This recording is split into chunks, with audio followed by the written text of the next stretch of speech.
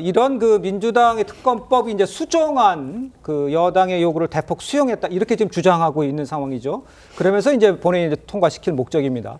근데 여당 내부에서는요, 이 카톡 과멸을 통해서 처벌하고 민주당 이 내란 특검 국민을 향해 쏘라는 발포 명령이다 다름없다 이런 얘기까지 나오고 있어요.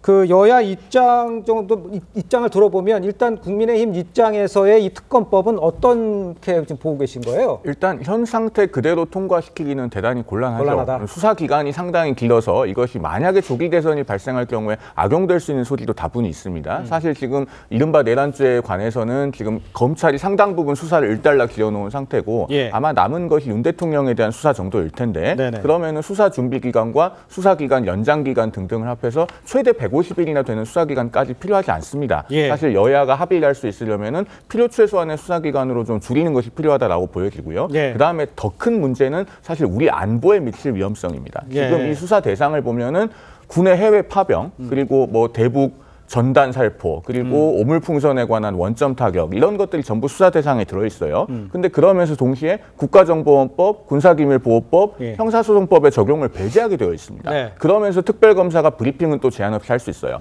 압수수색에 관해서만 브리핑을 못하게 되어 있고 나머지 사항들은 언제든지 수시로 할 수 있습니다. 이것들을 결합시켜 놓고 보면은 특검의 수사 과정에서 우리 안보에 있어서 대단히 민감한 군사기밀들 또 국가기밀들 이런 것들이 여과 없이 노출될 수 있고 그것이 사실은 12월 3일 비상계엄 선포 직후에 국회 현안 질의 과정에서도 이미 그런 위험성을 한번 보인 바 있거든요. 그렇기 때문에 국민의힘에서는 현 상태 그대로 통과시키기는 곤란하다는 것입니다. 그런데 그 성추인 부의장께서 보시기엔 지금 민주당에서는 양보할 만큼 양보했다는 거로 그냥 추진할 계획이신 거예요? 일단 추진을 하되 당에서도 그런 좀 우려가 있는 것 같아요. 뭐 정성호 의원이나 김영진 의원이 얘기하고 있는 것이 만약에 이렇게 해서 통과가 또 안 됐을 경우 그러니까 국민의힘 8명에 대한 그 설득이나 이런 사전 작업이 이루어졌느냐 만약에 결과로서 또다시 재의결 투표 때 8명을 확보하지 못해서 부결될 경우에는 이런 새로운 안에 대한 외환제를 추가한 것에 대한 내부적 비판도 있을 수 있을 것 같습니다. 그렇기 때문에 왜냐하면 이제는 최대한 정성호 의원이 말했던 요지가 뭐냐면 최대한 양보할 거 다 양보하더라도 충분히 제대로 된 특검이 이루어질 수 있다. 그렇기 때문에 이번에는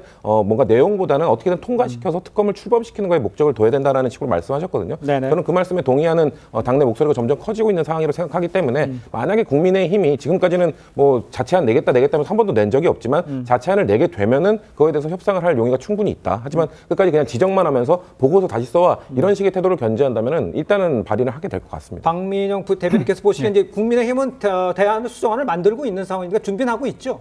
논의는 계속 하고 있는 상황이고요. 그러니까 저희는 기본적으로 민주당이 특검이라는 제도를 지나치게 남용하고 있다라는 공감대가 있습니다. 그 특검이라는 걸 왜 만들었냐라고 하면 결국에는 행정부에 속하는 수사기관이 행정부를 수사할 때 이 공정성에 한계가 있기 때문에 이 국회에서 주도로 특검을 진행한다라는 이런 내용이지 않겠습니까? 이 말은 즉슨 행정부에서 수사기관들이 수사를 공정하게 진행하지 않을 때 그 필요성이 인정되는 건데 지금 내란 수사 관련돼서 공조본이 그 어느 때보다 적극적으로 수사에 임하고 있지 않습니까? 이 경찰 조직이 경호처라는 조직을 물러나게 만들어서라도 대통령 체포를 집행하겠다라고까지 의지를 다지고 있는 상황인데 과연 특검 자체가 필요하냐에 대해서도 저희가 고민을 좀 해봐야 되고요. 좀 디테일하게 들어가도 지금 민주당이 특검을 좀 대안을 내놓겠다라고 중재안을 내놓겠다라고 했지만 오히려 외환죄를 추가했습니다. 그러니까 외환죄라는 것이 내란죄에 준하는 즉 대통령의 불소추 특권이 배제될 정도로 중한 이 죄를 묻는 범죄인데 그 명목이 대북전단, 대북 확성기로 북한을 자극했다.